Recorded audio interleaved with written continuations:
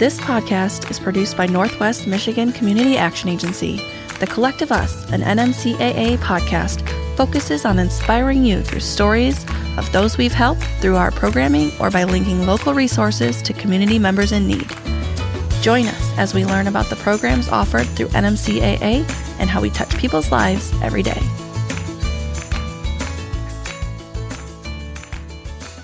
Welcome to the Collective Us. I'm Erica Austin. And I'm Ryan Buck. As we're approaching May, NMCAA is gearing up for Community Action Month. That's right. Community Action Month takes place not only here at NMCAA in our 10-county service region, but across the state of Michigan and the majority of the nation. This is why we are very excited to introduce you to what we think is a very special guest for today's episode. Absolutely.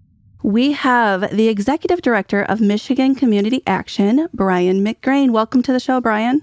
Thank you for having me. It's a perfect time to have you on as we gear up not only for Community Action Month, but also 2024 marks Community Action's 60th anniversary, as well as NMCAA's 50th anniversary. Hooray. Yes. And so while we have you here, Brian, before we even get started, I want to make sure that we personally extend our invitation to you right here on the podcast to join our 50th anniversary celebration event in September, which will be featuring a live broadcast of The Collective Us from the Dennis Museum in the Milliken Auditorium here in Traverse City. I'll be excited to join. We put you on the spot, and then it's a low-key plug for a live recording of this show. How about that? Yes, we hope you can make it. If you can't, we understand. I know you obviously are a very busy guy. Yes. But for the collective who's listening out there, there will be more to that to come, so please stay tuned. I am very excited to discover more about community action beyond what I've come to learn on the podcast over the last year or so through NMCAA, so it's very exciting. So if it's okay with you, Brian, let's help the collective get to know you. Is that okay, Brian?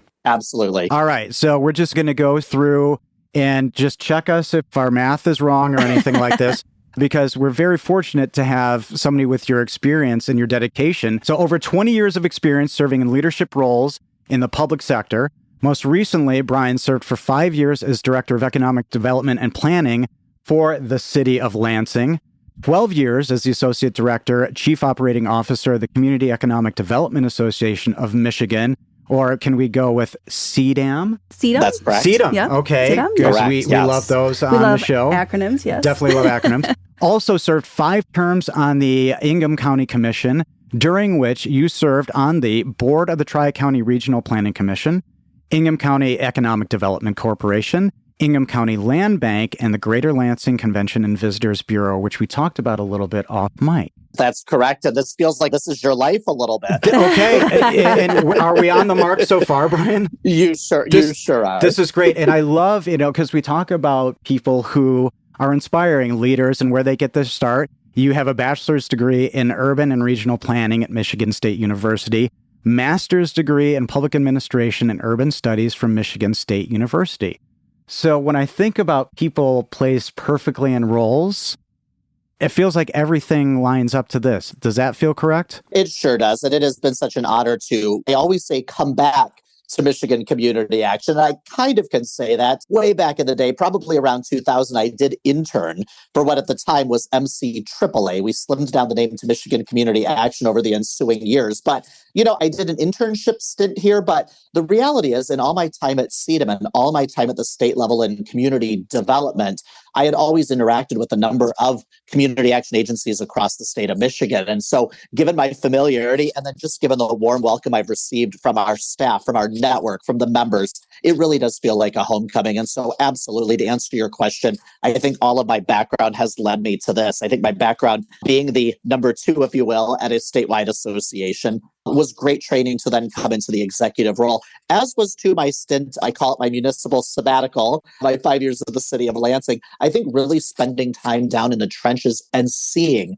the things that people were facing on the ground, seeing what housing instability looks like, seeing what homelessness looks like, seeing what food insecurity looks like, seeing it from the ground level having that really deep experience and then be able to bring that along with my previous state level association work back again, if you will, to community action has been really exciting. And I think really useful for me, useful for the members. And as we were talking right before we went live, the things we're doing, I think the things we're trying to bring to our membership, the inspiration, the practicality, and quite frankly, also the advocacy that we're doing now to support membership, I think has been inspired and informed by all of that in my past. Right. And obviously there's a lot of Michigan here. You're in our state and you've seen a lot of aspects of it in the trenches, as it were, which does nothing really substitute for a real world experience like that? It's absolutely correct. I think, in part of my former life, I was in charge of our housing inspections, our code enforcement division. And I think, again, really seeing the challenges facing people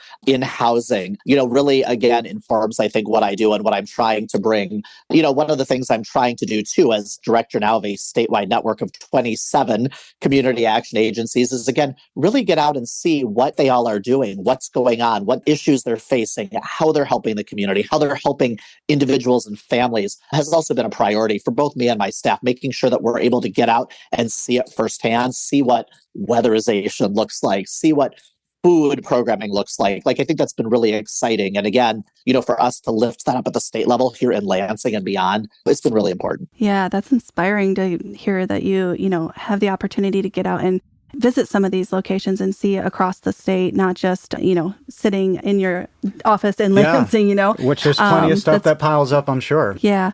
So now that we've touched a little bit on some of your prior history and your role as executive director, I'd like to talk about the history of community action as a movement. So as we mentioned, Community Action Month is taking place across CAAs, which I don't know that we've actually used this term as an acronym. Mm-hmm. So for the collective, that is Community Action Agency. So taking place across CAAs across the nation, we at NMCAA are one of nearly 1,000 community action agencies in the U.S. and one of 27, as Brian mentioned, right here in Michigan. Community action serves 99% of our nation's counties. And as a reminder, community action started in 1964 when President Lyndon Johnson signed the Economic Opportunity Act as a part of a war on poverty. This created the Office of Economic Opportunity, or OEO, which included the creation of community action agencies to, quote, strike poverty at its source in the streets of our cities and on the farms of our countryside. Things that remain true today include community action being a major force in childhood education, helping seniors and homeless populations, assisting families buying and fixing up homes, and improving personal finances. However, Ron Borngesser, former CEO of the Oakland Livingston Human Services Agency, said, quote, if you've seen one community action agency, you've seen one community action agency. Which brings us to the Community Needs Assessment. Brian, can you tell us about the Community Needs Assessment and how each community action agency is truly a reflection on their local community? Well, yes. And let me step back a little bit. I appreciate you sort of spelling out CAAs as an acronym. Sometimes for the listenership, I'd let you know that we also sometimes use CAP, Community Action Program. So if you hear us saying CAAs or CAPs, we are talking again about the 27 community action agencies in Michigan and beyond. And so you mentioned this is a network of 1,000 agencies across the U.S. In Michigan, our 27 agencies do touch every single one of our 83 counties. There is an agency with that geography as part of its responsibility. So I think that quote is an interesting one. And to elaborate on that a little bit, to say, every community action agency, though they maybe operate a similar set of services or programs or things, or they're all a little bit different. It's like stars in the sky. They all kind of line up in different constellations. And you mentioned the community needs assessment. So at the end of the day, community action agencies are wholly responsible to the local community in which they reside. So, a community, by the way, a board for a community action agency is typically made up of about a third of elected officials, a third of local community partners, and then usually a third. In fact, it is a third. That final third are the people that have been served directly by the agency. So, it is such a great thing. It's such a unique twist on the board idea. I just love, To elaborate on that, I think you've dropped a few new nuggets on us, especially the county coverage, but the little breakdown of the board dynamic. Yeah, it's cool. Yes, I probably stole your thunder for a future bullet point, but to answer the community needs assessment. So every couple of years, these agencies, and it is very important to them, look within themselves. They look within the communities in which they operate, and they very much are interested in the data, what's happening, what's going on, what are the needs being faced by individuals and families in that local area. And they try to be responsive to that. So programming, thought, philosophy does sort of grow out of what are we trying to serve? What are low-income people? What are people in poverty? What are the average families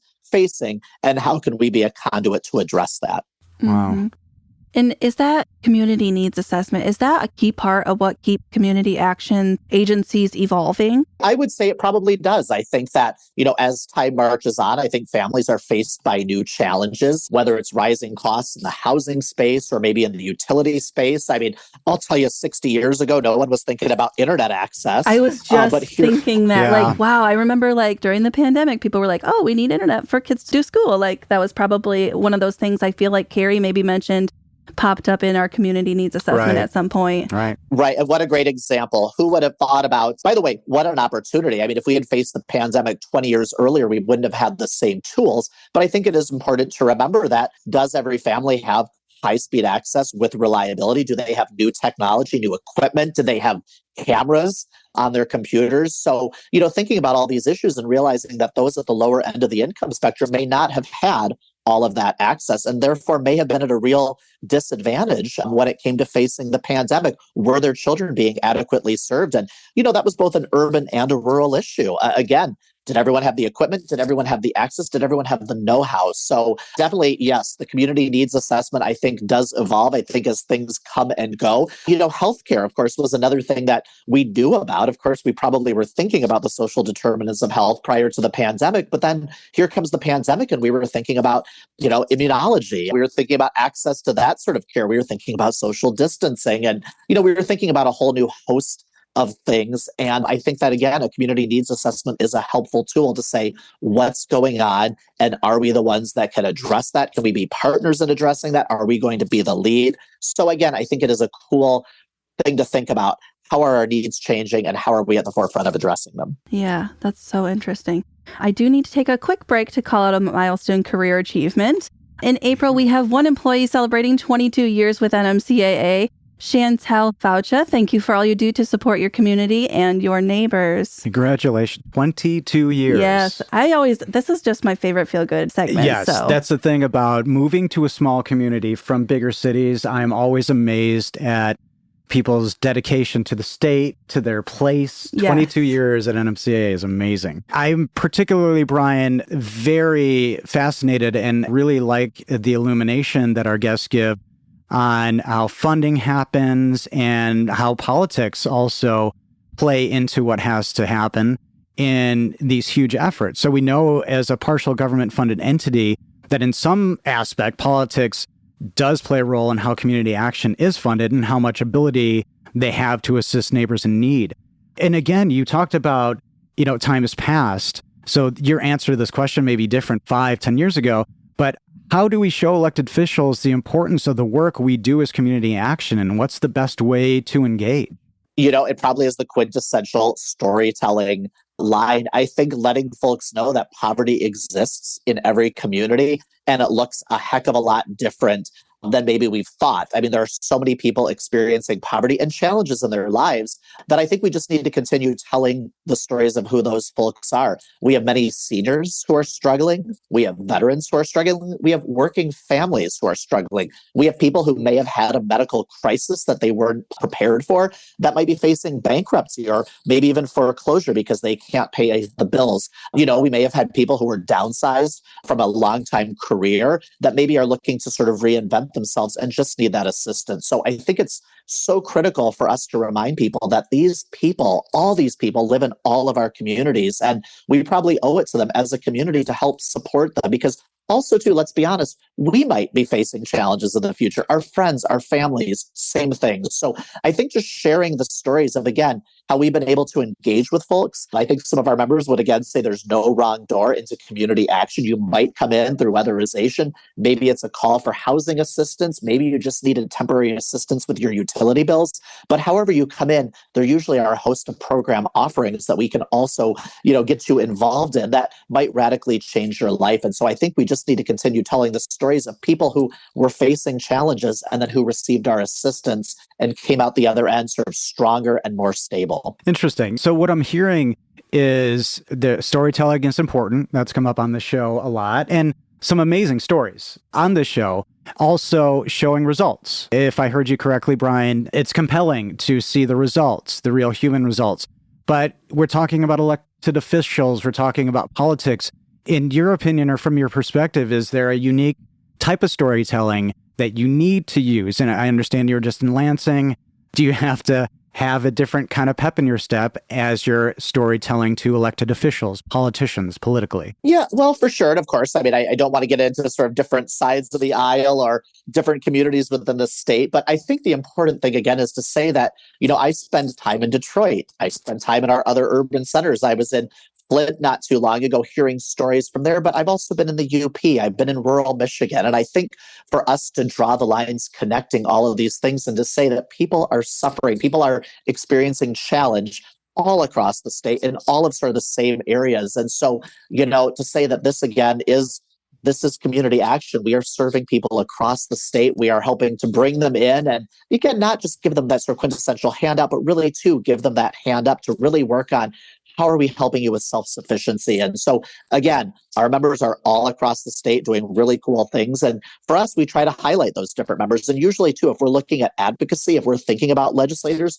we're thinking about legislators from all of those communities. And so I think, again, drawing the lines and helping them make the connections that this is all the same sort of work. And to be a supporter is to support not just maybe their community, but others as well. And it's just drawing all of that together and saying that this is a common experience across the state, across the nation. Interesting. So supporting not just your community, but others as well. What do you see as the quintessential benefit of not just looking myopically? Yeah, it's tough. I think at the end of the day, legislators, of course, are, at whatever level they are, responsible to the residents of their district. And so, of course, you're going to get politics colored by that. But again, somebody might want something, may want to say fund a program or see a need in Detroit. And I think for us to say like, wow, we have this opportunity where if you help, say, the network, you actually will be helping your residents. And maybe a legislator elsewhere will realize that their residents are being helped by that same sort of opportunities. So I think for us to, again, pull those folks together and sort of work on coalitions where, water is water. People may need assistance with water in every community. And so can we have a stronger, bigger program if we're thinking statewide and not just maybe in our local districts? That's wonderful. And that comes up on the show, a collaboration and being open to that, which is sometimes difficult to navigate in those waters. But I think the point is well taken about showing what connects us more so than what divides us. Yeah, absolutely. So the root of community action, like I stated before, is to end poverty. You stated to me in an email prior to our production today that one of your key priorities as executive director of MCA is reconnecting members and helping reestablish a, quote, movement among our agencies. In what ways are you trying to re-engage this movement? I think, again, our members care deeply philosophically about ending poverty. They all care about that. They all care about families getting the help they need and moving up and beyond and doing greater things. And so I think really, again, creating more opportunities for our members to come together and sort of sharing in that experience is really important because, again, whether you're, let's say, in Southwest Michigan or Northeast Michigan, again, you're serving people that really need that help. And, I think, as we mentioned earlier in the show, there is such great satisfaction in seeing people sort of emerge stronger. So I think re-engaging all of our agencies, and again, I think building those connections between them and also trying to bring resources that benefit many of them is of importance to us. They're doing great work. And I'll tell you, I love working for them because, again, it is that deep philosophical thought about movements. And you homaged earlier our birth out of the civil rights era, out of LBJ's time, out of, all of those movements of the 1960s. Our members all care deeply about that background. They also care deeply about equity and real change. And so it's really cool. And again, as we're celebrating 60 years as a movement, congratulations on your 50 years coming up. We too, as MCA, are celebrating our 50th anniversary next year. And so it is a movement. I think we need to keep remembering that this is really deep work. And you also mentioned an employee who's celebrating 22 years. I think we find that many people, even though this is tough work, people find such inspiration from this that it's not uncommon to hear of employees who've been at agencies 20, 30, 40 years engaged in this work, because it really is uplifting work. It really is a movement. This really is about changing lives. It's unique to, and again, my perspective on that is of legitimate amazement, because I'm from a fickle industry and, different cities, which I appreciate different experiences. But I really, sitting in this room, talking to people who've been with the agency here, NMCAA, for so long, their passion drives them. So, Brian, I feel a ton of positive energy from you. I feel legitimate caring and, great poise. And I feel like I'm talking to a person. So, as executive director, how do you bring that authenticity to the organization to make this movement happen? Because, you probably have to wear a lot of hats, but is it your intention to bring your energy as much? And how do you do that? Yeah, this is work that I care deeply about too. This was my background in school. This is what I've spent a career caring about. So it's inspiring for me too, to look at the members and to see. And as I mentioned, going to Genesee County and hearing stories from people that had come there that I was able to listen to, a retired nurse who thought she was set for life and fell upon hard times and got the support she needed from that community action agency. Going out and hearing those stories and hearing what our directors are doing and hearing their challenges too. It's inspiring for me, but I think it also inspires me to say, what can I do? What can our team at Michigan Community Action do to help the members? And so when we think about that, we think, what resources are we bringing to the table? What connections are we making? We are not working with the folks on the ground, but we know we can help those who are do their jobs better, maybe connect them to a grant opportunity, maybe connect them to a partner. There are a variety of things we can do. And I think anything that we can do to make their lives as agency directors, staff's lives easier, that's something that we want to do. So I think, again, this personally matters to me. And coming back to the state level meant that I could do this for a lot more people, that ultimately there are 10 million people out there in Michigan, and it's a bigger place, a bigger population to serve. And I'm just really in a great spot where I'm thankful that I can serve these 27 agencies that are doing amazing work on the ground. Yeah, you just mentioned, 10 million people roughly in Michigan. The next question I had lined up, you teed up perfectly. According to the 2022 data on AmericanProgress.org, 1.3 million people were living in poverty in Michigan. So that's 13.39%. So obviously we can break that down in so many ways, by region, by county, different issues such as food insecurity, affordable housing, etc. So in terms of poverty, what does poverty look like today in Michigan? Can you give us a good scope on what that might look like for people who are like, that's a really, broad term, poverty? It sure is. And I think that's a difficult question sometimes to answer, because it could be our neighbors who are facing poverty and we don't know. We're certainly facing challenging circumstances. Again, job insecurity could be something, savings security, access to wealth, access to resources could be facing them. I'll use one direct example. So when we talk about homelessness, I think that maybe the common picture in our mind is somebody, that you've encountered on maybe a bus or on a street corner. But many homeless are people that we don't realize are homeless. They're housing insecure. They might be living with family. They might be living in their car. They might be living in a garage. They might be living with children.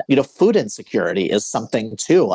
Are people able to adequately pay for nutritious food? So there's, I think, many different faces of poverty. I mentioned earlier, it could be a senior on a fixed income. It could be a veteran in your community. And, the housing costs are increasing, food costs are increasing, utility costs are increasing, and it's causing everyone to struggle, especially, again, those at the lower end of the income spectrum. So poverty, I think, has many faces and many challenges. And we also talked a lot about on the show about the barriers to some of our community members who are suffering. And a big barrier is not having the ability to say something, either it being an issue of pride or it being an issue of what have you, a lot of our community members are suffering and just don't know.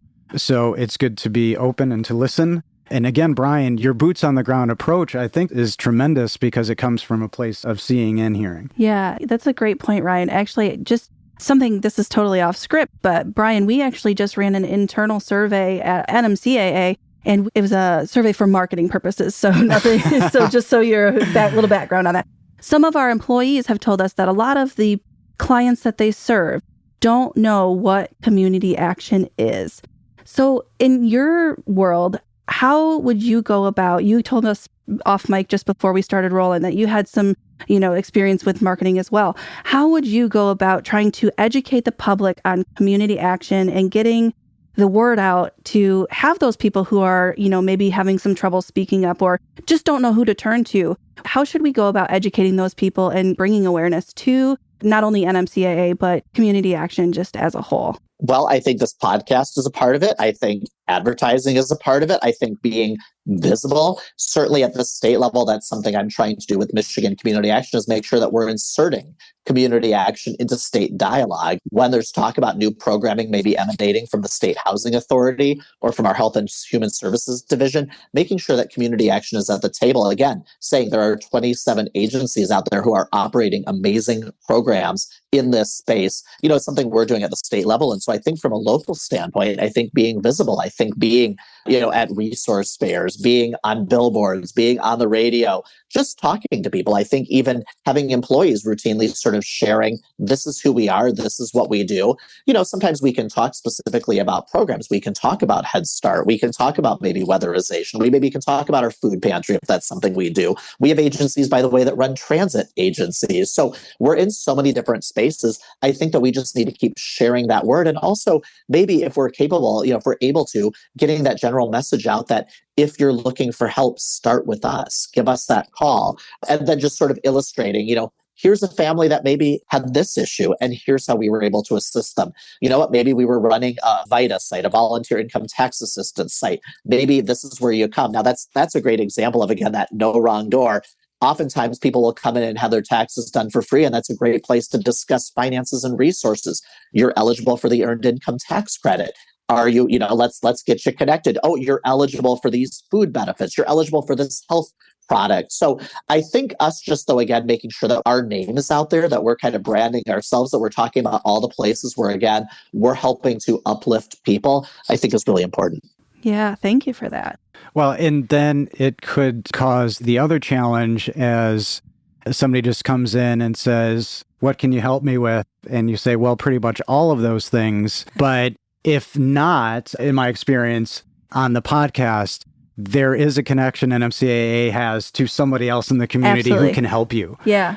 Which is astounding as well. And Brian said, call us, and I don't want to miss this because this is a part that's so compelling to me. Maybe it's just city guy. Call us and we will be there for you. Again, we've heard it on the show many times. Mm-hmm. People who have given their personal cell phones on the show, call NMCAA and we've got you. That's really remarkable to hear that as well from you, Brian. Yep. And I would mention, too, that we know there's a lot of need out there, and we know that our agencies are doing an amazing job. And I do think it's one of our roles at the state level to make sure that we're uplifting, again, not just the success stories, but also the challenges. What are situations where people do have to be turned away, or where maybe there's not the direct assistance, or, oftentimes we'll see that in housing, there's so much need in terms of the quality of the house to be repaired that sometimes we can't do it. So part of our role is elevating those challenges at the state level and beyond, and also seeing, can we generate more resources? Can we get more dollars for weatherization and housing assistance? Can we get more general dollars in to support the work being done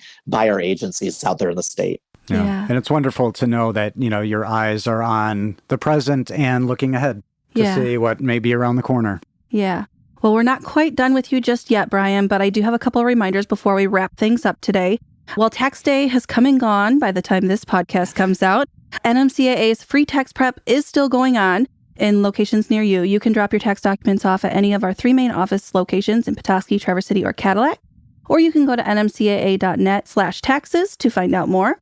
Also, don't forget NMCAA is currently taking interest forms for early Head Start, and GSRP programs now. Early acceptance for higher risk children has already begun. Go to nmcaa.net and search for Head Start or childhood education. As always, if you're in need of emergency home repair or weatherization or would like to find out more about our emergency food programs, head over to nmcaa.net to find out more.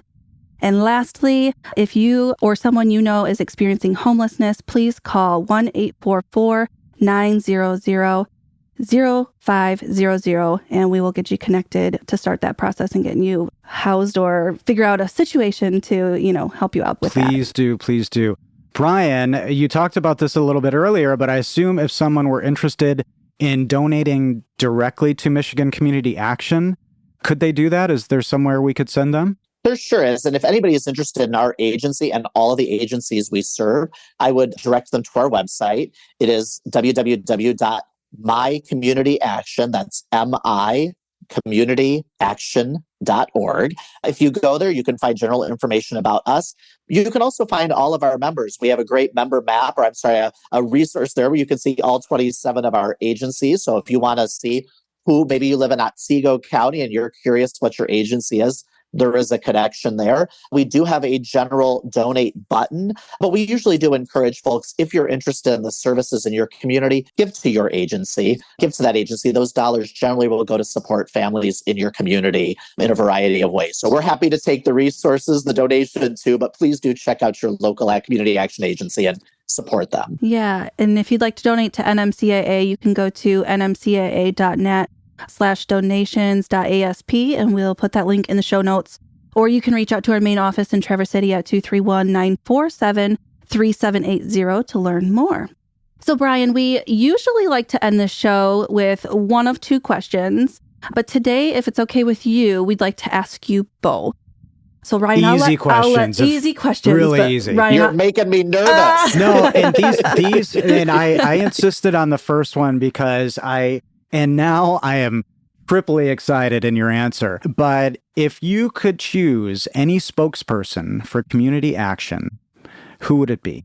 Oh my gosh. Wow. I will probably be thinking about that for weeks to come. Like, who would be that dream spokesperson? I'm afraid I don't have a good answer because I think I would again say the people who've received those supports quite often are the ones that speak up. But I'll tell you this, as I travel the state, as I've met legislators and community members, I am often surprised by the number of people who will say, I was a Head Start student. My family was involved with community action when I was a child. My father helped found an agency. So there are so many brilliant connections out there. And again, I wish we would talk about them more, hearing that people had that Head Start experience and remember it as adults and remember that that was how they were served. That was how their family supported them. And now here they are, successful adults. So, I can only imagine that there are probably a multitude of folks out there who've had that experience. And so, but again, I guess I would say the families themselves, I am most moved when I hear from the people that, again, if I'm in Detroit or if I'm in Lansing or wherever I'm at, just hearing from the families. The people, by the way, most people come in, again, in Genesee, we heard from people whose children had been served by Head Start and now who are the PTSA liaison or, the parent advisory chair for that program. So without thinking of common story. So I guess I would say those are the best stories. And I am going to think about this question for a while. Who would be that Yeah, person? I mean, again, just know. In case you get a benefactor who's like, listen, I'm giving you $8 million. It's got to go to marketing, and a high-paid spokesperson.